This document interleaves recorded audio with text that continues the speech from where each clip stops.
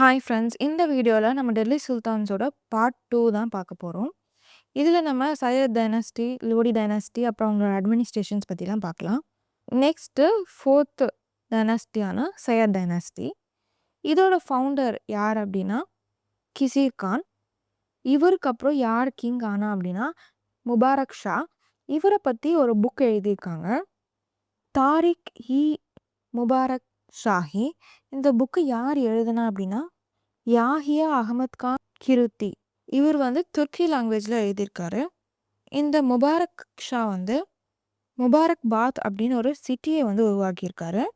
இவருக்கு அப்புறம் அகமத் ஷா கிங் ஆனார். இந்த அகமத் ஷா யாருன்னா முபாரக் ஷாவோட பையன். அவருக்கு அப்புறம் ஆலம் ஷா கிங் ஆனார். இந்த ஆலம் ஷா அவரோட சுல்தான் போஸ்ட்டை ரிசைன் பண்ணிட்டார். இந்த மொத்த டெல்லி சுல்தான்லேயே ஒருத்தர் அவரோட சுல்தான் போஸ்ட்டை ரிசைன் பண்ணார் அப்படின்னா இந்த ஆலம் ஷா மட்டும்தான். நெக்ஸ்ட்டு லோடி டைனஸ்டி பற்றி பார்க்கலாம். இந்த லோடி டைனஸ்டி ஆப்கானிஸ்தானை ஆரிஜினாக கொண்டவங்க. இதோட ஃபவுண்டர் யார் அப்படின்னா பாஹ்லுல் மோடி. இவர் ஷாஹிர் டைனஸ்டியை கேப்சர் பண்ணார். இவருக்கு அப்புறம் யார் கிங் ஆனா அப்படின்னா ஸ்கந்தா லோடி. இவர் தான் லோடி டைனஸ்டியில் பெஸ்ட் கிங்காக இருந்திருக்காரு. இவரும் ஜெசியா டேக்ஸை ரீஇன்ட்ரடியூஸ் பண்ணியிருக்காரு.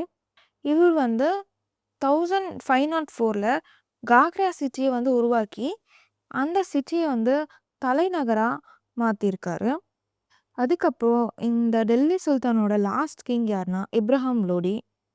ஏப்ரல் 21, 1526 பானிபட் வார் நடந்தது. யாருக்குன்னா இப்ராஹிம் லோடிக்கும் பாபருக்கும் நடந்தது. அந்த வாரில் பாபர் தான் வின் பண்ணியிருப்பார். இப்ராஹிம் லோடி இறந்துட்டுருப்பார். இதோட டெல்லி சுல்தான்ஸோட அந்த 5 டைனாஸ்டி கம்ப்ளீட் ஆகுது. இதுக்கப்புறம் அவங்களோட அட்மினிஸ்ட்ரேஷன்ஸ் பற்றி பார்க்கலாம். ஃபஸ்ட்டு இவங்களோட எஜுகேஷன் பற்றி பார்க்கலாம். இவங்க 2 type of education system follow பண்ணியிருக்காங்க. First Maktab, second madrasa. இந்த 2 டைப் ஆஃப் எஜுகேஷன் சிஸ்டமையும் யார் ஃபாலோ பண்ணா அப்படின்னா ஸ்கந்தா லோடி தான் ஃபாலோ பண்ணியிருக்காரு. நெக்ஸ்ட்டு இவங்களோட லிட்ரேச்சர் பற்றி பார்க்கலாம். ஃபஸ்ட்டு அமீர் குஷ்ரோ. இவர் அலாவுதீன் கில்ஜியோட கோர்ட் போயட்டாக இருந்திருக்காரு. இவரை பேரட் ஆஃப் இந்தியா அப்படின்னு சொல்லுவோம். பால்பன் இவரை ஆதரிச்சிருப்பாரு. இவர் என்ன புக் எழுதியிருக்கார் அப்படின்னா நயன் ஸ்கைஸ். இந்த அமீர் ஒரு 5 கிங்கோட அவை புலவராக இருந்திருப்பார். யார் யார் அப்படின்னா பால்பன், ஜலாவுதீன், அலாவுதீன், முபாரக் ஷா, கைசுதீன் துக்ளக். இவங்க எல்லாருக்குமே இவர் அவை புலவராக இருந்திருப்பார். நெக்ஸ்ட் யாருன்னா அமீர் ஹாசன்.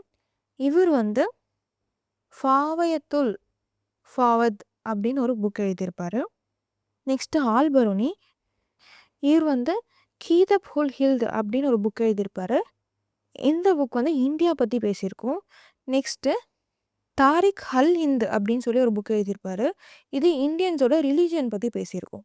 நெக்ஸ்ட்டு பட்டௌதாரா. இவர் ஜெயின விலாஸ் அப்படின்ற புக் எழுதியிருப்பார். இது காஷ்மீர் பற்றி பேசியிருக்கோம். நெக்ஸ்ட்டு ஃபிர்தோஷி. இவர் சானமா அப்படின்னு ஒரு புக் எழுதியிருப்பார். இது ஆலம் ஷாவோட ஹிஸ்ட்ரி பற்றி பேசியிருக்கோம். நெக்ஸ்ட்டு பரணி. இவரை ஃபாதர் ஆஃப் ப்ரெஷியன் காம்ப்ரஹென்சிவ் அப்படின்னு சொல்லுவாங்க. ப்ரெஷியன் உரைநடையின் தந்தை அப்படின்னு சொல்லுவாங்க. இவர் 2 புக் எழுதியிருக்காரு. பாதுகத் இ ஃபெரோஷாஹி அப்படின்னு ஒரு புக் எழுதியிருக்காரு. இது டெல்லி சுல்தானோட மொத்த வரலாறும் ஃபெரோஷா துக்ளக் பீரியட் வரைக்கும் இருக்க வரலாறு பேசுது. நெக்ஸ்ட்டு தாரிக் இ ஃபெரோஷாஹி அப்படின்னு ஒரு புக் எழுதியிருப்பார்.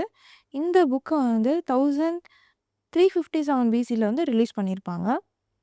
நெக்ஸ்ட்டு மின்ஷாஜி ஹஸ் சிரஜ் அப்படின்றவர் தாபகத் இ நஸ்ரி அப்படின்னு ஒரு புக் எழுதியிருப்பார். இந்த புக் வேர்ல்டு இஸ்லாமோட ஹிஸ்ட்ரி பற்றி பேசியிருக்கோம். எந்த வருஷம் ரிலீஸ் பண்ணியிருப்பாங்க அப்படின்னா 1260 பண்ணியிருப்பாங்க. நெக்ஸ்ட்டு இவங்களோட ஆர்ட் பற்றி பார்க்கலாம். பீர் போதன் அப்படின்றவர் ஒரு மியூசிஷியனாக இருந்திருக்காரு. அமீர் குஷ்ரு இவரை இந்தியாவோட பெஸ்ட் மியூசிஷியன் அப்படின்னு சொல்லியிருக்காரு. நெக்ஸ்ட்டு ஃபெரோஷா துக்ளக் ராஜ் தர்பான் அப்படின்ற புக்கை சான்ஸ்கிரிட்டில் ப்ரஷ்யாவுக்கு டிரான்ஸ்லேட் பண்ணியிருப்பாரு. நெக்ஸ்ட்டு ஜலாலுதீன் கில்ஜி வந்து 2 பேரும் வந்து பாராட்டியிருப்பார். அவங்க யாருன்னா, நுஸ்ரத் காட்டன் இவர் வந்து ஒரு மியூசிக் டைரக்டர். நெக்ஸ்ட்டு மீர் அப்ரோஸ் இவர் வந்து ஒரு டான்ஸர். இவங்க 2 பேரையும் வந்து ஜலாலுதீன் கில்ஜி வந்து பாராட்டியிருப்பாரு. நெக்ஸ்ட்டு அவங்களோட ஆர்க்கிடெக்ட் பத்தி பார்க்கலாம். ஆர்க்கிடெக்ட் அப்படின்னா குதுப் மினார் தான் வரும். இத யார் ஃபவுண்ட் பண்ணா அப்படின்னா, குத்புதீன் அல்பக்.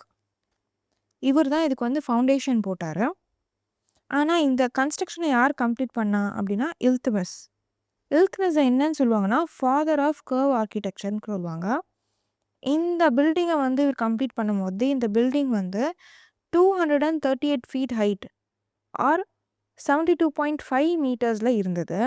அதுக்கப்புறம் இந்த குதுப் மினாரை வந்து ஃபெரோஷா துக்ளக் வந்து ரெனோவேட் பண்ணியிருப்பாரு. அப்போ அதோட ஹைட் எவ்வளோ இருந்தது அப்படின்னா 243 ஃபீட் ஆர் 74 மீட்டர்ஸ். இது எந்த ஸ்டைலில் வந்து கட்டியிருப்பாங்கன்னா, இந்தோ சாரோசானிக் ஸ்டைலில் வந்து கட்டியிருப்பாங்க. இந்த குதுப் மினாரில் வந்து டோட்டலாக 379 ஸ்டெப்ஸ் இருக்குது. நெக்ஸ்ட்டு இவங்களோட ரிலீஜியஸ் பற்றி பார்க்கலாம். பால்பன் வந்து அவரை வந்து ரெப்ரசன்டேட்டிவ் ஆஃப் காட் அப்படின்னு சொல்லிட்டாரு.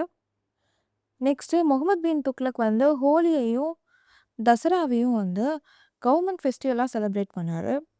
முகமது கோரி வந்து லார்ட் லக்ஷ்மியோட இமேஜ் பொருத்தப்பட்ட ஒரு காயினை வந்து இன்ட்ரடியூஸ் பண்ணார். அதனால இந்த அரேபிய கிங்ஸில் வந்து இவரை தான் வந்து செக்யூலர் கிங் அப்படின்னு சொல்கிறாங்க. இவங்களோட டேக்ஸ் கலெக்டர்ஸ்க்கு ஒரு பேர் இருக்குது. அந்த பேர் என்னென்னா சௌத்ரி. இவங்களோட பீரியடில் வந்து டெல்லி வந்து லண்டனுக்கு ஈக்குவலாகவும் தேவகிரி வந்து பாரிஸ்க்கு ஈக்குவலாகவும் இருந்திருக்கு. நெக்ஸ்ட்டு இவங்களோட ட்ரேட் பற்றி பார்க்கலாம். இவங்களோட பீரியடில் வந்து கோரமண்டல் ஷீஷோரில் வந்து செட்டியார்களோட ஆதிக்கம் வந்து அதிகமாக இருந்திருக்கு.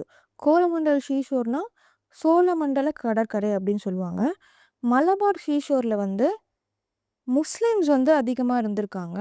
அவங்க வந்து அதிகமாக என்ன ட்ரேடிங் பண்ணியிருக்காங்கன்னா, ஹார்ஸ் வந்து ட்ரேடிங் பண்ணியிருக்காங்க. ஜெயின்ஸும் வந்து இவங்களோட பீரியடில் நிறைய ட்ரேடிங் வந்து பண்ணியிருக்காங்க. இதோட இந்த டெல்லி சுல்தான் டாபிக் வந்து டோட்டலாக கம்ப்ளீட் ஆயிடுச்சு.